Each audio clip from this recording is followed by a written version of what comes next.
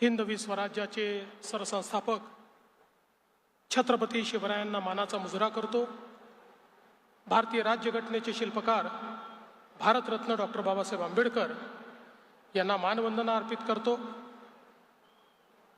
ज्यांच्या पुण्यस्मरणाच्या निमित्ताने आपण गोदा ते नर्मदा ही यात्रा करतोय, त्या पुण्यश्लोक लोकमाता अहिल्यादेवी होळकर यांच्या चरणी नतमस्तक होतो। आजच्या या कार्यक्रमामध्ये मंचावर आपल्याला आशीर्वाद देण्याकरता उपस्थित असलेले परमपूजनीय गुरुमाऊली अप्पासाहेब मोरे माऊली, श्रीमंत युवराज महाराज यशवंतराव होळकर बहादूर, इंदोर संस्थान, श्री रवींद्र चव्हाण जी, ज्यांनी यात्रेची संकल्पना या ठिकाणी मांडली आणि यात्रा संपन्न करतायत असे जलसंपदा मंत्री राधाकृष्ण विखे पाटील जी, गिरीश महाजन जी, छगन भुजबळ जी, हिरामण खोसकर जी, सीमाताई हिरे, देवयानीताई फरांदे, डॉक्टर राहुल अहेर, दिलीप काका बनकर, गोपीचंदजी पडळकर, सदाभाऊ खोत, हिमगौरी आडके, विलास शिंदे, अबप उद्धव महाराज मंडलिक, आचार्य तुषार भोसले, डॉक्टर रामकृष्णदास महाराज, हबप संजय नाना धोंडगे, श्री दीपक कपूर, श्री संजय बेलसरे, त्याचप्रमाणे आपले विभागीय आयुक्त श्री गेडाम, श्री शेखर सिंग, मंचावरील सर्व मान्यवर आणि या ठिकाणी मोठ्या संख्येने उपस्थित असलेल्या सर्व माता भगिनी आणि बंधूंनो, आज खरोखर ही अत्यंत आनंदाची गोष्ट आहे की पुण्यश्लोक अहिल्यादेवी होळकर यांच्या त्रिशताब्दी निमित्त महाराष्ट्र शासनाच्या जलसंपदा विभागाने एक अतिशय महत्त्वाची यात्रा गोदा ते नर्मदा या यात्रेचं आयोजन केलं आणि आज त्र्यंबकेश्वर मध्ये गोदेचं पूजन करून, आई गोदावरीला नमन करून आणि त्र्यंबकेश्वरचे राजा त्र्यंबकेश्वर महादेव यांना नतमस्तक होऊन इथनं या यात्रेची सुरुवात होतीये। आणि दुसरीकडे पुण्यश्लोक अहिल्यादेवींच्या गावामध्ये चौंडीमध्ये त्या ठिकाणी यात्रेची दुसरी जी काही तुकडी आहे त्यांनी त्या ठिकाणी सुरुवात केली आहे आणि आता ही यात्रा पुढे माहेश्वर पर्यंत वेगवेगळ्या भागातनं जाणार आहे। खरं म्हणजे आपले माननीय मोदीजी हे नेहमी सांगतात, विरासत भी और विकास भी, वारशाचं संवर्धन आणि विकास या दोन्ही गोष्टी करणं हे गरजेचं आहे। या यात्रेलाही जो काही या ठिकाणी एक प्रकारे दिशा देण्यात आली आहे, त्यात अहिल्यादेवींचा विचार, अहिल्यादेवींचा वारसा आणि या विचार आणि वारसाच्या आधारावर पुढच्या काळचा विकास हा आपण कसा करणार आहोत या संदर्भात खरं म्हणजे या यात्रेची रचना करण्यात आली आहे। आपल्या सगळ्यांना माहिती आहे, या देशामध्ये ज्या शासकांचा विचार उत्तम शासक म्हणून केला जातो, त्यांच्यामध्ये जसं आपण सर्वात पहिल्यांदा छत्रपती शिवरायांचं नाव घेतो, तसंच या देशामध्ये उत्तम शासक म्हणून जर कोणाचं नाव घेता येईल तर त्या पुण्यश्लोक अहिल्यादेवी होळकर होत्या। अतिशय कमी वयामध्ये मल्हारबा होळकर यांनी पतीच्या मृत्यूनंतर त्यांना सती न जाता जबाबदारी सांभाळायला सांगितली कोवळ्या वयामध्ये जबाबदारी सांभाळत असताना त्या ठिकाणी त्यांनी ज्या प्रकारचं पुढच्या काळात कार्य केलं आणि विशेषतः आपल्याला माहिती आहे की त्यांच्या शासन कालामध्ये त्यांनी केलेलं कार्य हे अत्यंत मोलाचं आहे।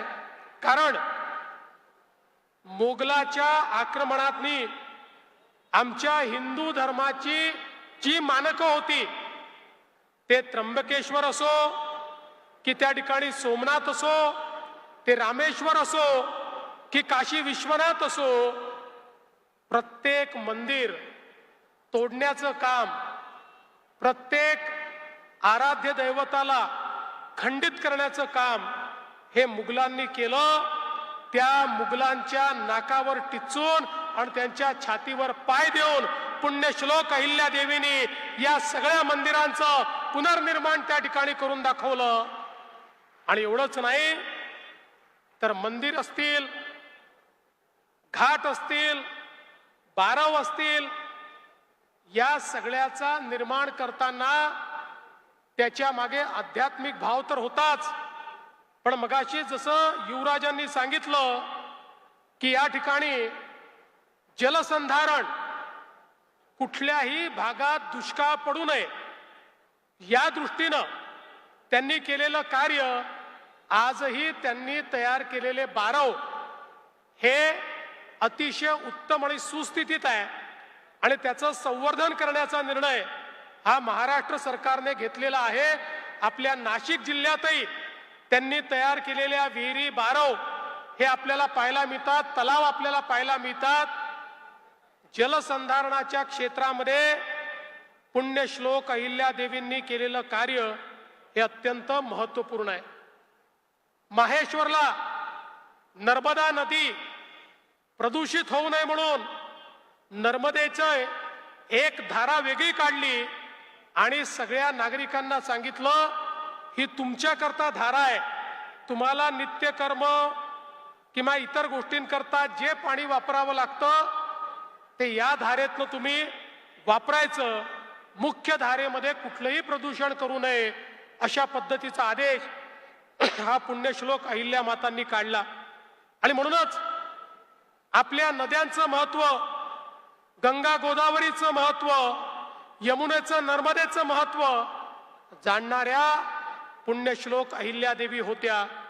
खरं तर त्यांच्या शासनाबद्दल, प्रशासनाबद्दल अनेक गोष्टी सांगता येतील, विशेषतः महिलांच्या शिक्षणापासनं तर रोजगारापर्यंत माहेश्वरमध्ये त्या ठिकाणी माहेश्वर साडीच्या माध्यमातून रोजगाराची निर्मिती करून आमच्या महिलांना सक्षम करणाऱ्या आणि त्याचबरोबर पहिल्यांदा संपूर्ण महिला सैनिकांची तुकडी ही तयार करणाऱ्या देखील पुण्यश्लोक अहिल्या माता होत्या।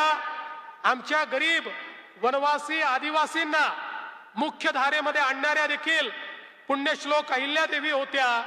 आणि खऱ्या अर्थानं अतिशय उत्तम अशी कायदा आणि सुव्यवस्था कशा प्रकारे राखता येईल याचं उदाहरणही त्यांच्याच माध्यमातून आम्हाला मिळत होतं। आणि म्हणून आज ज्यावेळी आपण राज्यकारभार चालवतो त्यावेळी छत्रपती शिवराय असतील किंवा पुण्यश्लोक अहिल्यादेवी होळकर असतील, यांचा विचार आणि यांचा वारसा हे जर आपण जपलं तरच आपण शाश्वत विकासाच्या दिशेने जाऊ शकतो। आणि म्हणूनच मी राधाकृष्ण विखे पाटील साहेबांचं मनापासून अभिनंदन करेन की त्यांनी गोदा ते नर्मदा ही यात्रा या ठिकाणी काढली। आपल्या विचारांमध्ये नदीचं महत्त्व अनन्यसाधारण आहे। नदीला देवी मानलाय, नदीला आई मानलाय।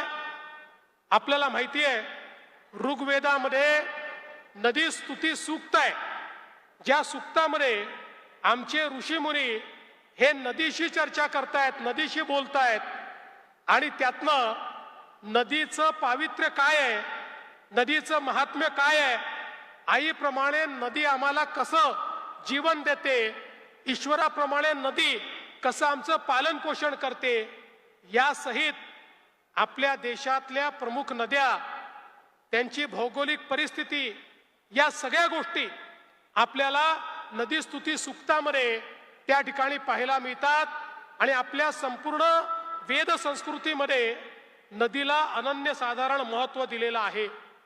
म्हणूनच आज गोदा ते नर्मदाच्या माध्यमातून पाणी असेल, जलसंवर्धन असेल, जलसंधारण असेल, या प्रत्येक गोष्टीचं त्या ठिकाणी त्याची पुनरुक्ती करत लोकांमध्ये त्याचं जागरण करण्याचा प्रयत्न आपण करतो. मला आनंद आहे की आमचे दोन्ही मंत्री या ठिकाणी माननीय विखे पाटील साहेब आणि गिरीश महाजन साहेब यांच्या नेतृत्वामध्ये आम्ही नदी जोड प्रकल्प हातामध्ये घेतलेले आहेत आणि महाराष्ट्रातल्या नद्या एकमेकांशी जोडून या महाराष्ट्राला दुष्काळ मुक्त करण्याचा संकल्प हा आपल्या सरकारने घेतलेला आहे. पुढच्या काळामध्ये महाराष्ट्राच्या कुठल्याही भागामध्ये कुठेही त्या ठिकाणी आपल्याला दुष्काळ दिसणार नाही. आता पवित्र कुंभमेळा येतोय. या कुंभमेळ्याच्या निमित्ताने देखील आमचा पहिला भर कशावर असेल तर आमची गोदावरी ही निर्मल वाहिली पाहिजे आणि ती अविरल वाहिली पाहिजे. निर्मल गोदावरी, अविरल गोदावरी अशा पद्धतीनं या कुंभमेळ्यामध्ये त्याची रचना आपण केलेली आहे. आणि त्र्यंबकेश्वर मध्येही आमची नदी ही 12 महिने वाहिली पाहिजे अशा प्रकारची व्यवस्था आपण करतो आहोत. मला विश्वास आहे की या यात्रेच्या माध्यमातून केवळ आमच्या गोदावरी आणि नर्मदा, जसं मगाशी सांगितलं, आमची गोदावरी ही एक प्रकारे महाराष्ट्र, छत्तीसगड, तेलंगणा, आंध्र प्रदेश या सगळ्या राज्यांची जीवन वाहिनी आहे. आमची गोदावरी असेल किंवा आई नर्मदा असेल, नर्मदा परिक्रमेचं पुण्य हे एक प्रचंड मोठं पुण्य आपण मानलेलं आहे. या दोघांच्या साक्षीने निश्चितपणे हा गोदा ते नर्मदा परिक्रमेचा कार्यक्रम अत्यंत यशस्वी होईल आणि पुढच्या काळामध्ये जलसंधारणाचं कार्य जे आपण हातामध्ये घेतलंय ते लोकसहभागातून पूर्ण करून पुण्यश्लोक अहिल्यादेवी यांच्या विचारांना आणि त्यांच्या वारशाला आपण या ठिकाणी नमन करू हा विश्वास व्यक्त करतो आणि माझं बोलणं संपवतो. धन्यवाद. जय हिंद, जय महाराष्ट्र, जय अहिल्या माता.